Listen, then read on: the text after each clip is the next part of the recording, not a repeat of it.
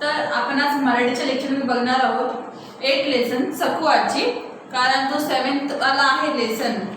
नाव काय त्याचं? दिव्यांच्या शोधामागचे दिव्य.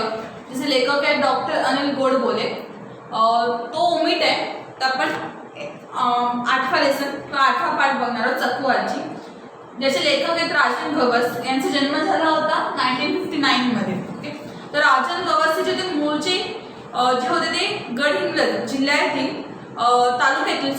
गडहिंग्लज तालुक्यातील करंबळीचे महाविद्यालयीन काळाचे ते कवी, म्हणजे त्या काळात ते कविता कथा लिहिणारे राजन गवस. म्हणजे त्यांचा जन्म कुठे झाला होता तर गडहिंग्लज तालुक्यात झाला होता. करंबळीचे ते गावचे होते मूळचे. महाविद्यालयाच्या काळात ते म्हणजे ते कॉलेजमध्ये होते महाविद्यालयीन, तेव्हा ते कविता लिहित होते, कथा लिहित होते ते राजन गवस. तर त्यांना एकदा चान्स मिळतो दैनिक पुढारी म्हणजे पेपरमध्ये आपली कविता प्रकाशित करण्याचा. त्यांना एक संधी मिळते, ती मिळते 1978 साली. आणि तेव्हा त्यांची ती पहिली कथा दैनिक पुढारीमध्ये ती पहिली त्यांची कथा जी असते ती प्रकाशित झाली.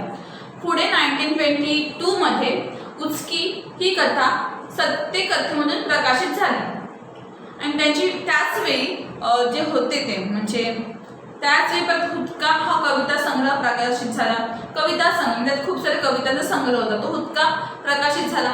मात्र पुढचा जो त्यांचा प्रवास होता हा मुख्यतः कादंबरी लेखन. म्हणजे त्यांनी स्टार्टिंगला कविता लिहत होते ते सुरुवातीला, पण ते कादंबरी लेखन करायला लागले. चौडक, भंडारभोग, कळप या कादंबऱ्या विषयांचे वेगवेगळे त्यांनी वर्णन केले. वेगळेपणासह आणि तिन्ही ज्या कादंबरी लिहिल्या तर ते तिन्हीचे ते साम्य त्यात एकही साम्य तुम्हाला आढळणार. तिन्ही कादंबऱ्यांमध्ये तुम्हाला वेगवेगळ्या गोष्टी वाचायला मिळतील. अपेक्षितांच्या जीवनासंबंधी असणारे तळमळ राजन गवस यांच्या लेखनातून उत्कटपणे व्यक्त होते. तर राजन गवस फक्त म्हणजे त्यांचं शैक्षणिक आयुष्य जर आपण बघायला गेलो तर ते राजन जे गवस होते त्याने MA केलं होतं, MD, PhD त्यांनी प्राप्त केली होती.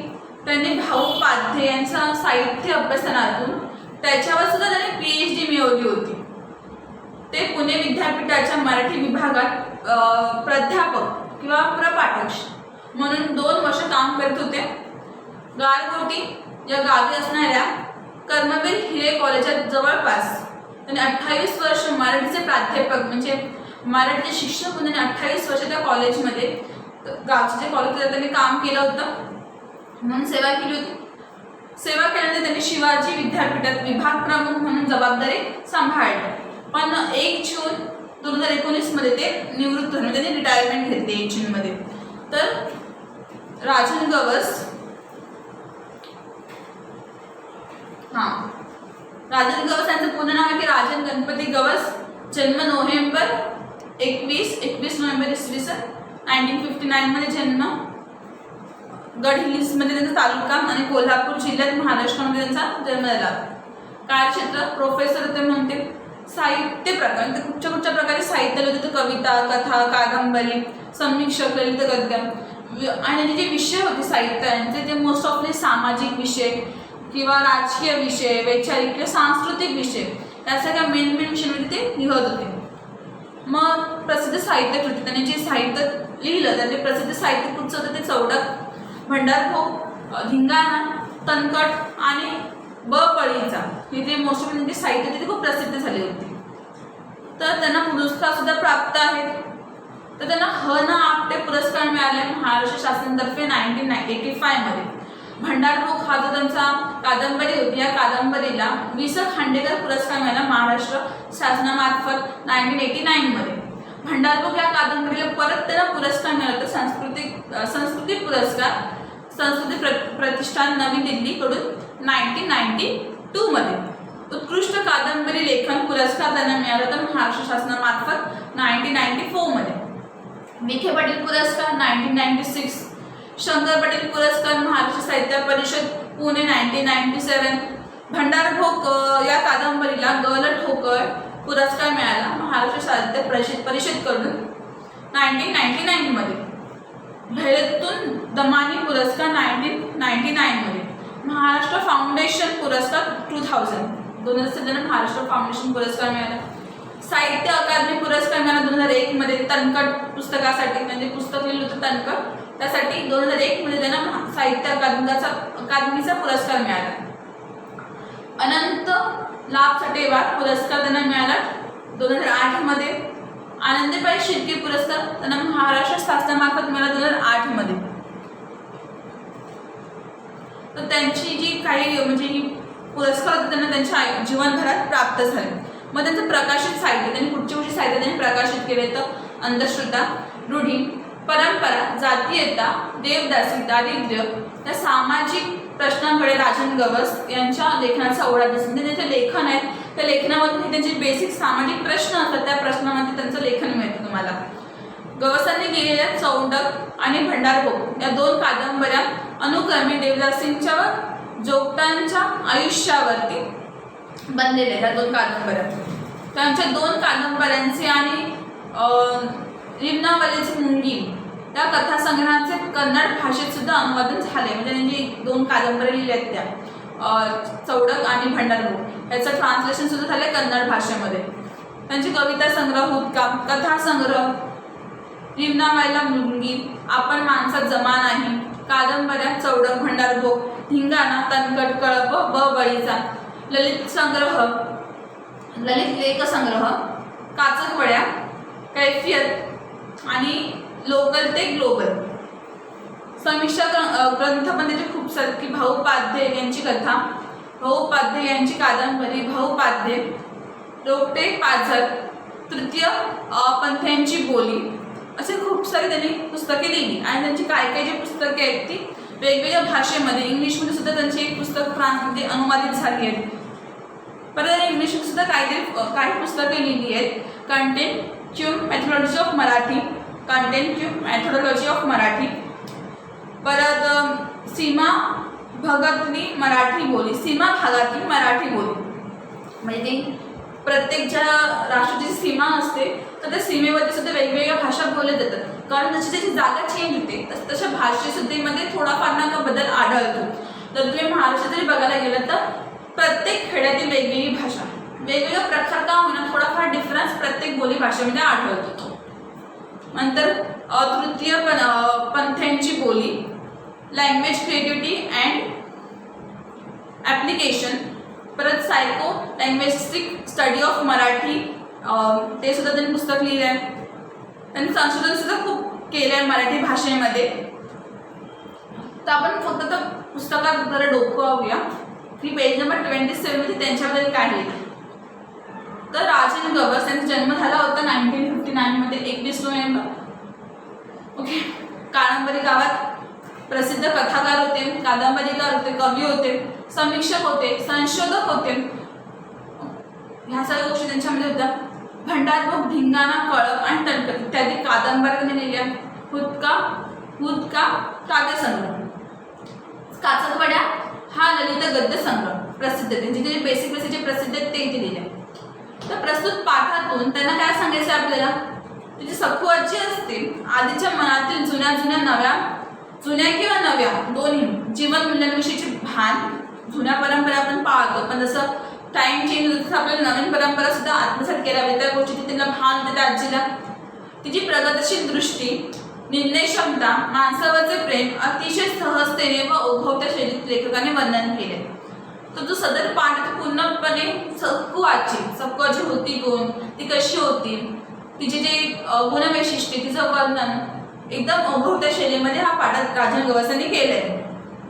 तर सखू आजीच्या मृत्यूनंतर लेखकांना धक्का का बसला, त्यांना वाईट का वाटलं, या सगळ्याबद्दलचं वर्णन त्यांनी या पाठामध्ये केलं आहे. तर ती सखू आजी होती ती त्या गावातील सगळ्यात वरिष्ठ आजी होती. म्हणजे सगळ्यांची ती प्रेमाने वागायची. जी शाळेत जाणारी मुलं होती त्यांना शाळेत जाताना थोडा वेळ आणि शाळेतून सुटल्यावरती थोड्या वेळ ती गोष्टी सांगायची. आणि गोष्टी सांगताना त्यांच्या त्या भावना होत्या चेहऱ्यावरच्या किंवा ते हावभाव हालचाली ते इतक्या स्टोरीमध्ये घुसून सांगायच्या की असं वाटायचं की ती कहाणी प्रत्यक्षात आपल्या समोर घडते. एवढं ते त्या स्टोरीमध्ये घुसून मुलांना त्या स्टोरी सांगायचं लेखक म्हणतात. म्हणजे सखू आजी ती 90 वर्षाची झाली तरी सुद्धा त्यांच्या तिथलं एक दांगापणा होता किंवा तो एक त्यांच्यातील जे धैर्य होतं ते तरुणांना सुद्धा लाजवणाऱ्यासारखं होतं. म्हणजे त्यांचे ते एवढी क्षमता होती की ते गावभर फिरायच्या मस्तपैकी. परत ते त्यांची जी निर्णय घेण्याची क्षमता आणि त्यांना गावात सगळेजण मान द्यायचे, त्याच्यामुळे त्यांचा शब्द खाली पडून दिला जात नव्हता. त्यांनी ठरवलं की तो लास्ट विषय. मग त्या जरी जुन्या विचारांच्या असल्या तरी शिक्षणाबद्दल जागृत होत्या आणि आपल्याबरोबर इतरांनी सुद्धा 4 गोष्टी शिकाव्यात अशी त्यांची इच्छा होती आणि त्यासाठी त्यांनी प्रयत्न सुद्धा केले होते. मग गावात कुठचाही सुखाचा कार्यक्रम असून दे किंवा दुःखाचा समारंभ, त्या प्रत्येक गोष्टीमध्ये हजेरी लावायच्या. सर्वात आधी त्याच कुठच्याही सुखाच्या किंवा दुःखाच्या कार्यक्रमामध्ये त्या सहभागी व्हायच्या. मग असे आजीबद्दल लेखक सांगतात. ही आजी जी होती ती लेखक राजन गवास त्यांच्या ना नात्यातली होती ना गोत्यातली होती. ते म्हणतात की सखू आजी परवा वारली. ही जी गोष्ट कदाचित सांगणे इतकं महत्त्वाची वाटत नाही. म्हणजे जी आपण आपल्या आयुष्यामध्ये किंवा रोजच्या जीवनामध्ये बहुतेक मृत्यू अनुभवत असतो की आज ह्याचा मृत्यू झाला होता, त्याचा मृत्यू झाला, तर ती आजी परवा वारली की तिचा मृत्यू झाला. ही गोष्ट ते म्हणतात की मला तुम्हाला सांगणे किंवा तुम्हाला असं वाटत असेल की ही गोष्ट काय एवढं सांगण्याचं महत्त्वाचं की एखाद्या आजीचा मृत्यू झाला, वय झालं होतं तर ठीक आहे. पण कारण आपण आपण कितीतरी मृत्यू रोजच्या जीवनात अनुभवत असतो. मग सखू आजी मरण पावी याला विशेष महत्त्व का, असा प्रश्न कोणीही उपस्थित करेल आणि असा प्रश्न कोणाच्याही मनात येईल की सखू आजीला एवढं इम्पॉर्टंट का दिलं जाते. वय झालं होतं, वारल्या, ठीक आहे, पण इथे महत्त्व आहे या बाबतीत म्हणजे काहीतरी म्हणायचं नाही. म्हणजे त्यांना ह्या प्रश्नाबद्दल जे आपल्या मनामध्ये उपस्थित होते की सखू आजीबद्दल लेखकांना एवढं का वाटतंय महत्त्वाचं किंवा ते त्यांना एवढं मान का देत आहेत, तर की याबद्दल मला काहीही म्हणायचं नाही. तुमच्या मनात हा प्रश्न आला तरी सखू आजीचा मृत्यू त्यांना खोलवर जखम करून गेला होता. आपण कसं काही म्हणजे आपण आपल्या आयुष्यातलं काही इम्पॉर्टंट वस्तू हरवली आहे आपल्या जीवनातली असं त्यांना वाटत होतं आणि त्यांना असं आजही वाटते.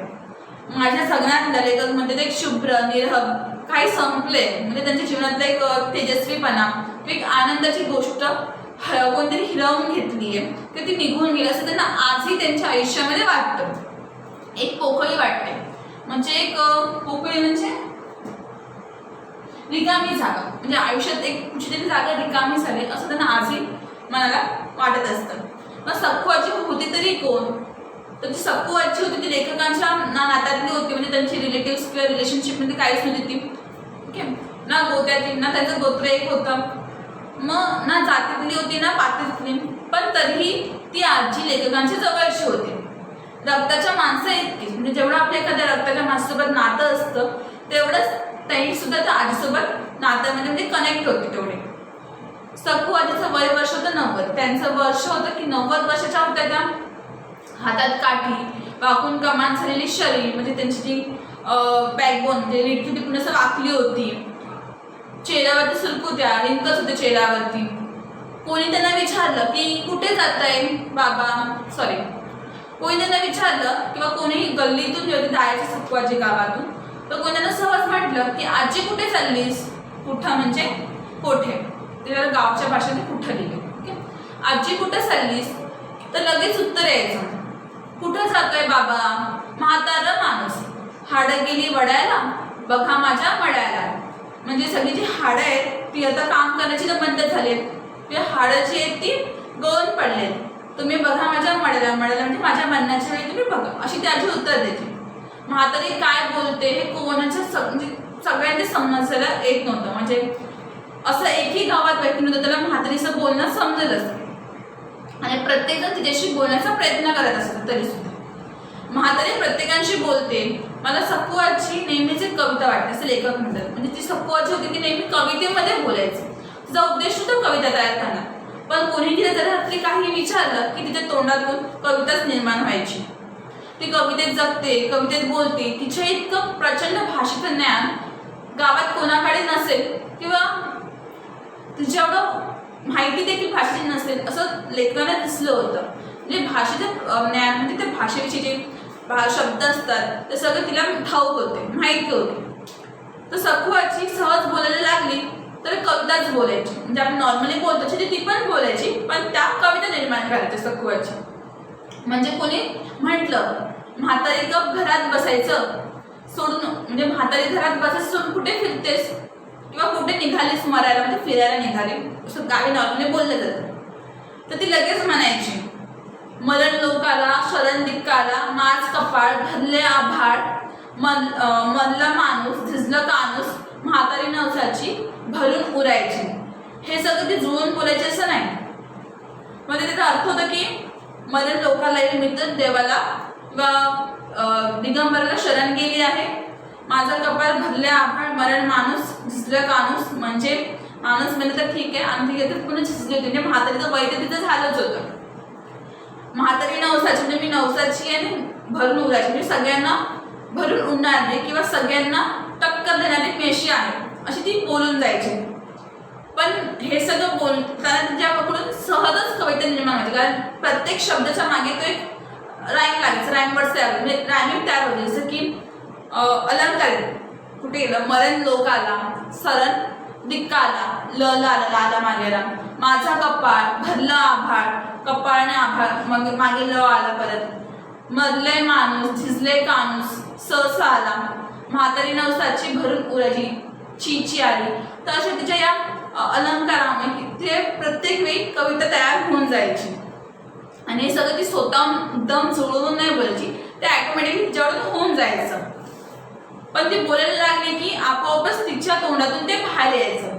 तिच्याशी बोलताना एक अवर्णनीय आनंद मिळायचा. लेखक बोलतो की जेव्हा पण ते आजीसोबत बोलायचं तर ना अवर्णनीय म्हणजे वर्णन करता येणार नाही असा आनंद मिळायचा आजीसोबत बोलायची तेव्हा. तर लहानपणी शाळेला जाता जाता आजी त्यांना लहान मुलांना गोळा करून काय सांगायची गोष्ट सांगायची. गोळा करून बसवायचे एकत्र आणि शेतातल्या देवांच्या गोष्टी सांगायची. आधीच्या गोष्टी कधी कधी आठवडा सारायच्या म्हणजे एक गोष्ट जरी आज सुरुवात केली तर 7-8 दिवसांनी गोष्टीची संपायची. शाळेत जाताना काही वेळ सांगणार शाळेतून घरी जाताना काही वेळ सांगणार असं त्यांचा नेहमीचा कार्यक्रम ठरलेला. नेहमीचा तो त्यांचा वेळ होता की शाळेत जाताना गोष्टी सांगायची शाळेतून येताना गोष्टी सांगायची असा तो त्यांचा ठरलेला कार्यक्रम असायचा. एकदा आजी गोष्ट सांगायला सुरुवात केली आणि ती लगेच संपली सुद्धा म्हणजे नॉर्मली आठवडाभर चालायची ती गोष्ट लगेच संपली.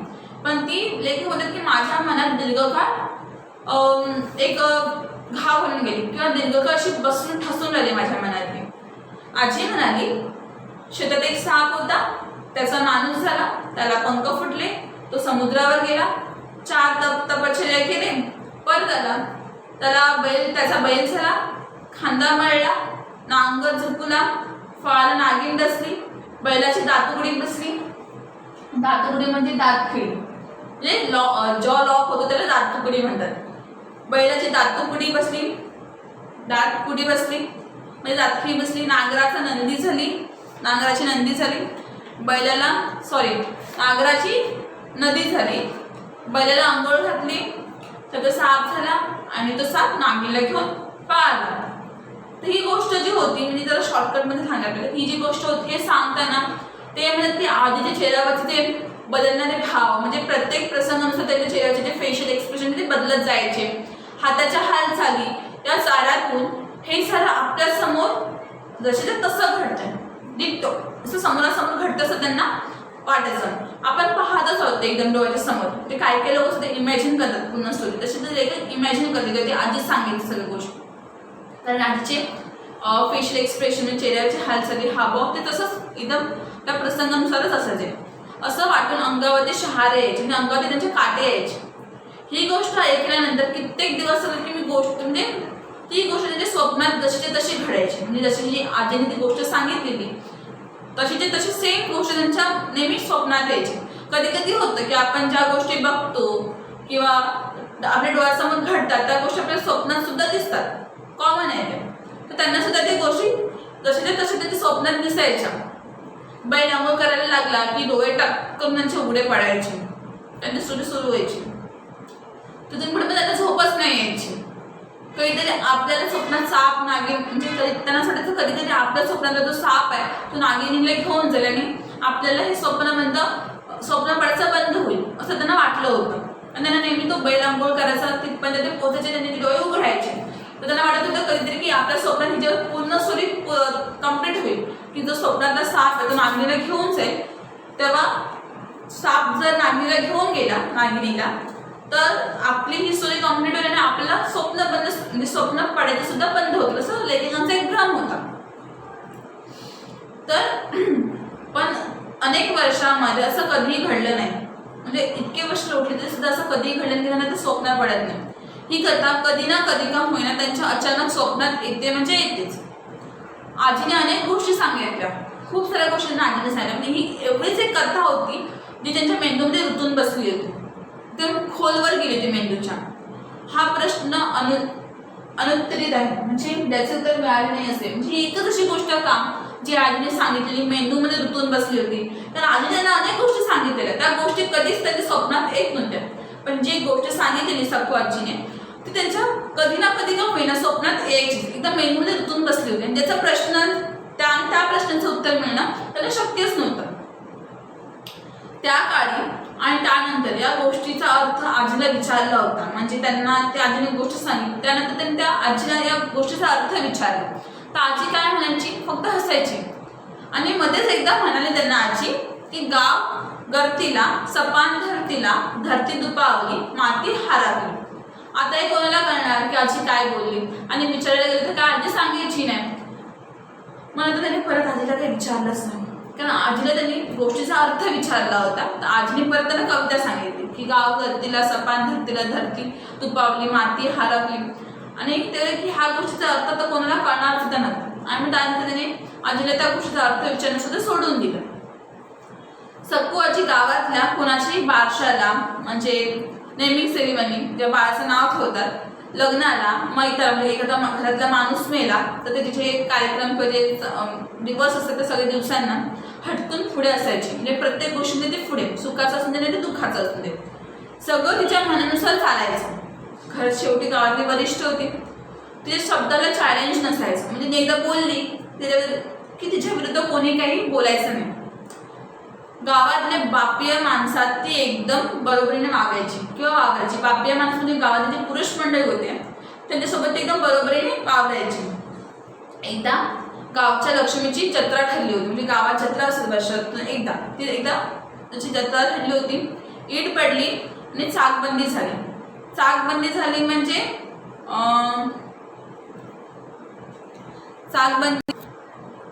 चाकबंदी झाली म्हणजे एखादा जमिनीचा मोठा भूभाग असतो त्याला छोट्या तुकड्यामध्ये विभागलं जातं, त्याला म्हणतात की चाकबंदी झाली.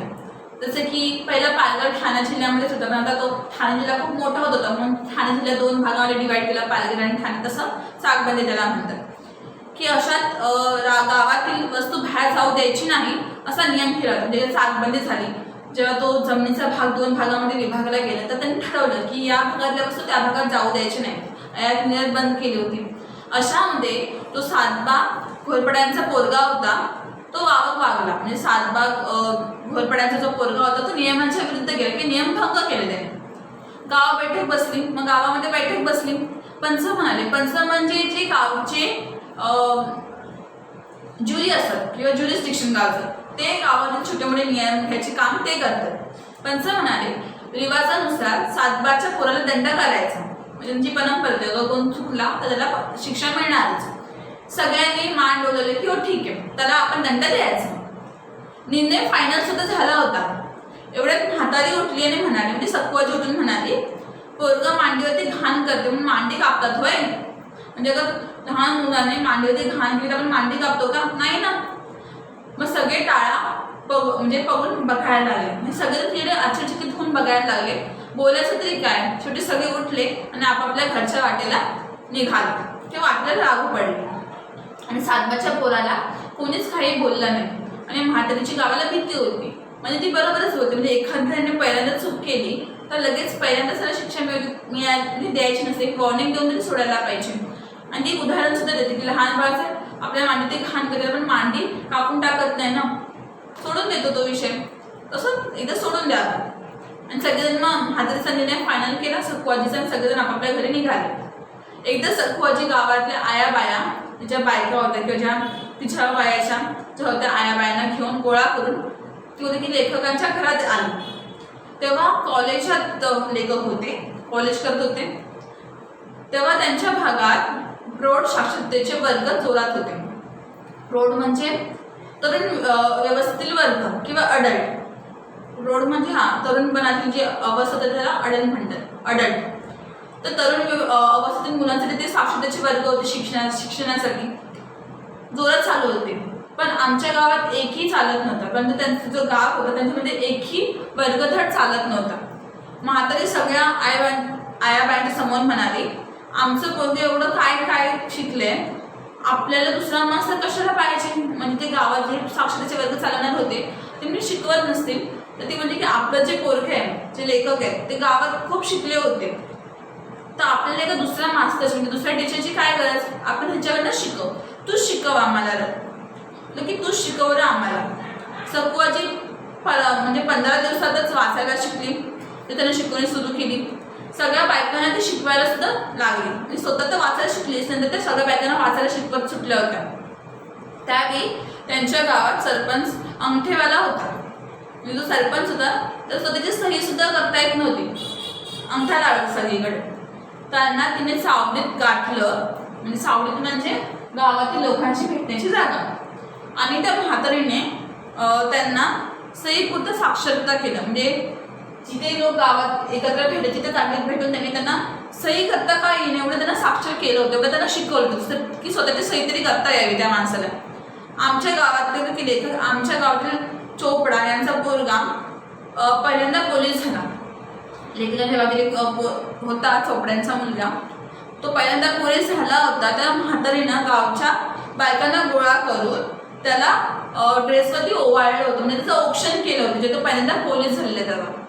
आणि दही साखरेने त्याचं तोंड सुद्धा गोड केलं होतं.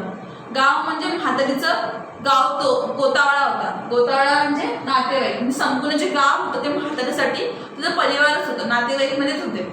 तिला गावातल्या सगळ्या लहान मोठ्या आपलं घर दिसायचं, म्हणजे प्रत्येक लहान किंवा थोरामध्ये तिला आपलेच नातेवाईक, आपलेच फॅमिली तिला दिसायची. सकुआजी शिकली सवरली असती किंवा तिथं जर शहरामध्ये जन्मली असती तर ती कुठे पोचली असती, पण तिचा जो जन्म झाला होता तो गावी झाला होता. इतकी प्रचंड बुद्धी तिला लागली होती की तिचा जर जन्म अगर शहरामध्ये झाला असता किंवा ती शिकली असती तर ती खूप पुढे गेली असती स्वतःच्या जीवनामध्ये, पण ते तिच्या नशिबात नव्हतं. ठीक आहे, म्हणून काही बिघडलं नाही. तिने सगळं तिच्या हयातीत काबीज केलं होतं, म्हणजे तेवढं सुद्धा ती एखादी गोष्ट मिळवू शकत होती तर किंवा तिच्यामध्ये तेवढं ते गट्स होते, तेवढं सगळं तिने ते आपलं म्हणजे हासिल केलं होतं. सकुआची मरण पावले. लहान पोरापासून म्हातार कोतारापर्यंत प्रत्येकाच्या डोळ्यात पाणी असतं. गाव पोरगं झालं म्हणजे जी सखू होती ते गावात सगळ्यात वरिष्ठ होते. लहान पोरांपासून ते म्हातार कोताऱ्यांपर्यंत ते सगळ्यांसोबत असायचे बोलून चालून. आणि अचानक असं आपल्याला एक माणूस जातं तर जसं आपण म्हणजे जाऊन निघून जातं तसं ते गावसुद्धा पोरगं झालं होतं. म्हणजे गावातली मेन आईच निघून गेली होती. आता फक्त आधीचे दंतकथा राहिले होते. दंतकथा म्हणजे ज्या कहाण्या किंवा गोष्टी ललित स्वरूपात आढळतात, म्हणजे लिहिलेल्या नसतात, फक्त त्या मुखातून एका पिढीपासून दुसऱ्या पिढीपर्यंत म्हणजे जनरेशनकडे ट्रान्सपोर्ट होतात, त्याला म्हणतात की दंतकथा. आणि याची सत्यता किंवा असत्यता पाताळलेली नसतात. म्हणजे त्या गोष्टी सांगतात की माझ्या आजीने सांगितली मी तुला सांगते, अशा ज्या गोष्टी असतात त्या गोष्टी खऱ्या आहेत किंवा खोट्या आहेत त्याची पडताळता केलेली नसते. काही त्यांना माहीत नसतं, फक्त ते ललित स्वरूपात सुद्धा नसतात, फक्त ती पिढीनी पिढी ट्रान्सफर होत चाललेली असतात गोष्टी, त्याला म्हणतात की दंतकथा. घडलेल्या न घडलेल्या म्हणजे खऱ्या घडलेल्या पण असतील किंवा न घडलेल्या पण असतील, पण ते दंतकथा असतात. प्रत्येक गावात अशी एक आजी गावचा गोतावळा सांगून गेलेलीच असते. म्हणजे जसं कुठचं ना कुठचं गाव असतं तर ते एक आजी मेन असते, त्यांची पूर्ण गावाचा गोतावळा म्हणजे पूर्ण गावातील जे माणसं असतात, छोटी मुलं मोठी माणसं, तर सगळ्यांना आपला परिवार समजूनच त्यांच्यासोबत राहिलेली असते, सांभाळून गेलेली असते. आता गावगाडा बदलला, म्हणजे आता गावातील जी प्रत्येक छोट्या मोठ्या गोष्टी असतात ते बदलल्या गेल्यात. आजीला जागा सोडली नाही आहे. अडचण फक्त उद्याच्या मुलांची, त्यांना अशा आजीची आठवण कुठली सांगायची. म्हणजे आता जी परिस्थिती आहे त्यात लहान मुलांना किंवा लोकांना म्हणजे ते असतात तरुण अवस्थेत त्यांना आपल्या बरोबरची मुलं जास्त आवडतात. म्हणजे खेळायला किंवा मस्ती करायला आपल्या समान वयाची मुलं हवी असतात. आणि त्यांना असं आजी आजोबांसोबत खेळणं, त्यांच्या गोष्टी ऐकणं त्यात काहीच इंटरेस्ट नसतो. मोस्ट ऑफली ते सगळं आपला टाइमपास टी व्हीवरती कार्टून्स बघणं, गेम्स खेळणं, व्हिडिओ गेम्स, अशा गेम्समध्ये घरात बसून टाइमपास करत असतात. आणि एक का असा होता लेखक होता की आजीच्या समोर बसून गोष्टी ऐकणं, आजीसोबत बोलणं, त्यांच्यासोबत खेळणं. ते का होतं की सगळ्यांना आजी कशी असते ती ठाऊक होती, पण आताच्या पिढीला आजी म्हणजे नक्की काय हे कळणार तरी आहे का, म्हणून त्यांना उद्याच्या मुलांची चिंता वाटते आणि त्यांना आपल्या आजीची आठवण तरी असेल का, असा लेखकांना प्रश्न पडला.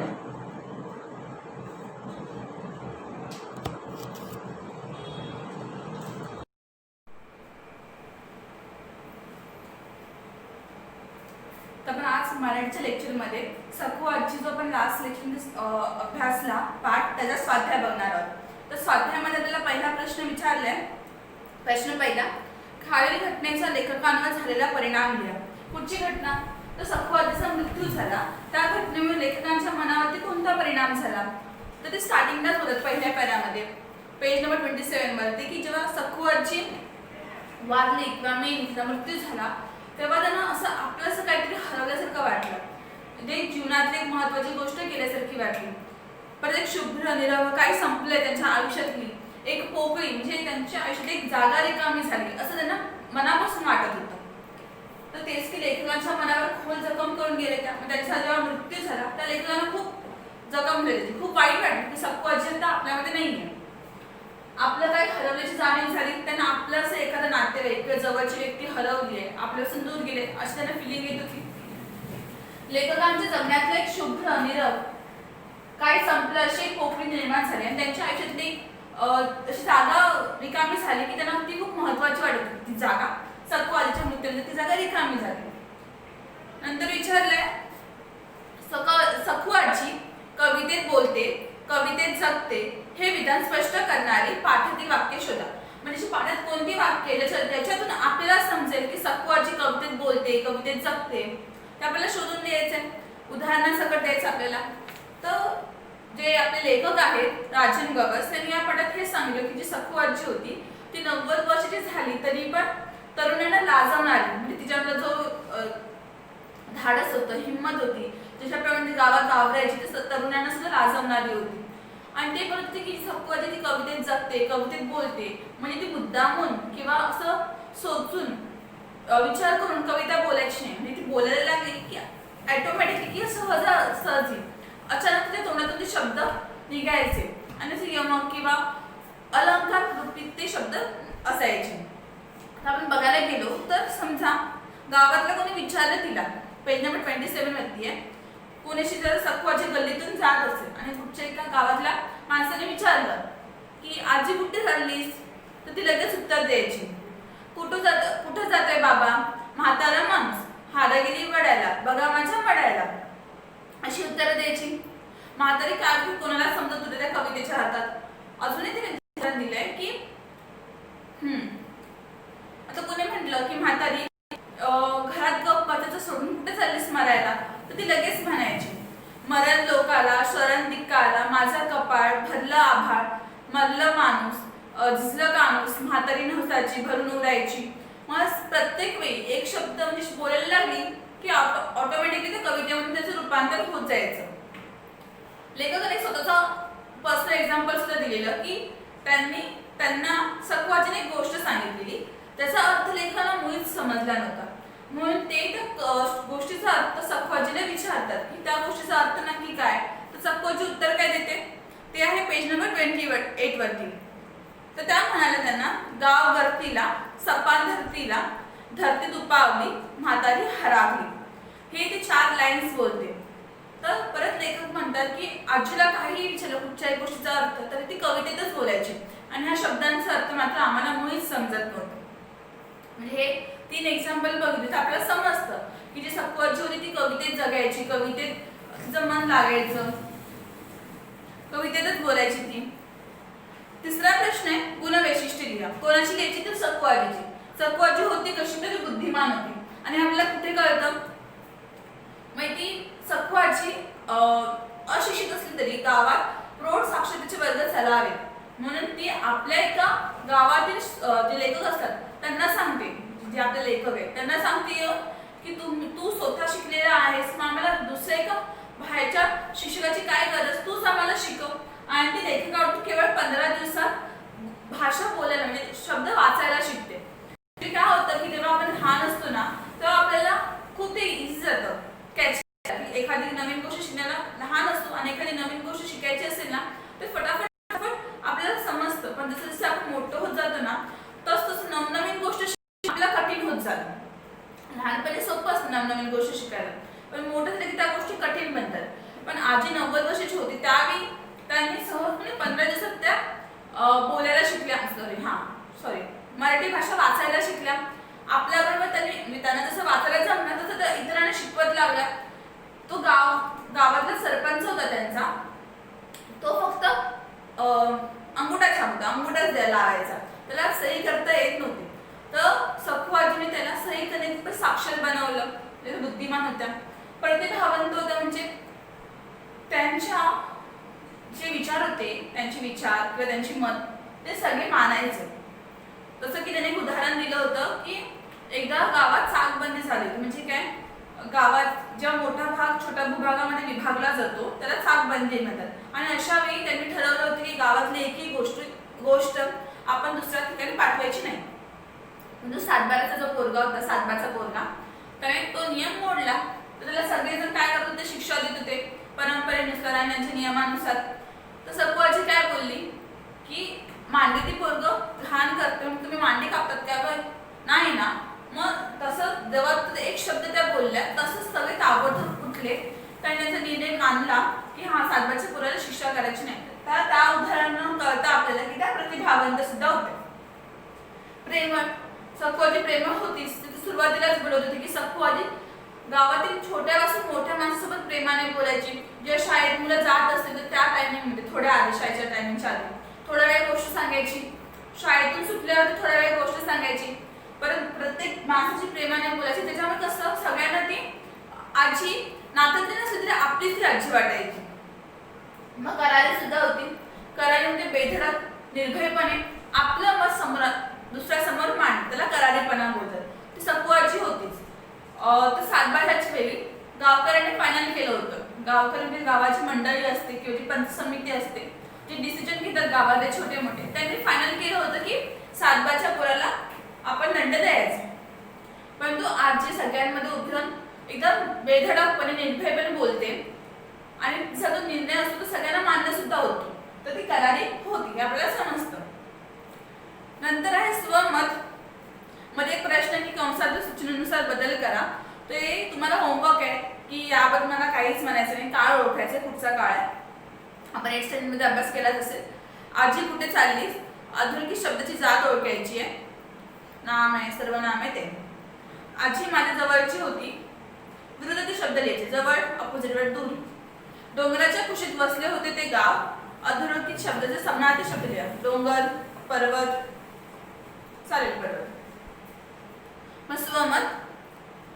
सखू आजीच्या व्यक्तिमत्व विशेषणापैकी तुम्हाला भावलेल्या कोणत्याही 2 विशेषणाचे सहकारण स्पष्टीकरण करा. म्हणजे जे सखू आजीचे जे विशेषण होतं, कोणाशी जे गुण होते ते तुम्हाला त्यातले कुठचे गुण आवडले ते आपल्याला त्याने विचारलं आहे.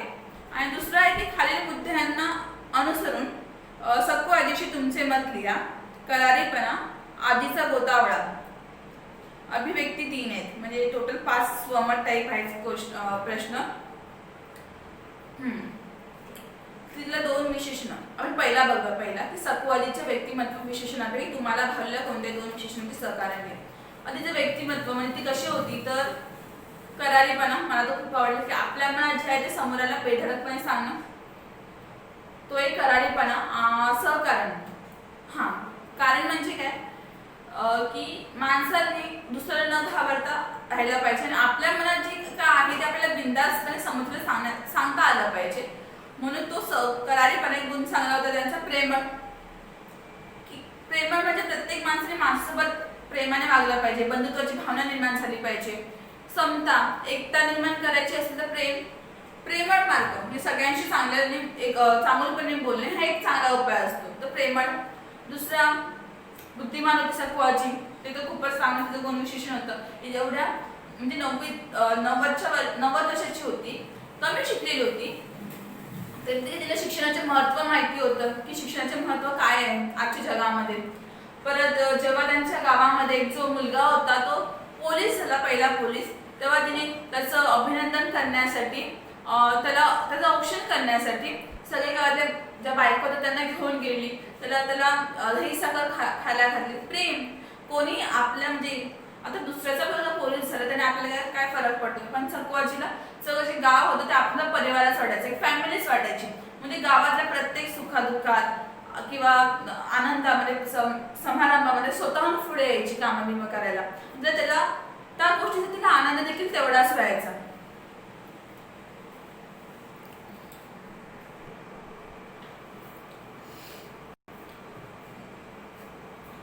आता सकवाजी तर झाला. तर सेकंड वाला बघूया. खालील मुद्द्यांना अनुसरून सकवाजीविषयी तुमचे मत लिहा.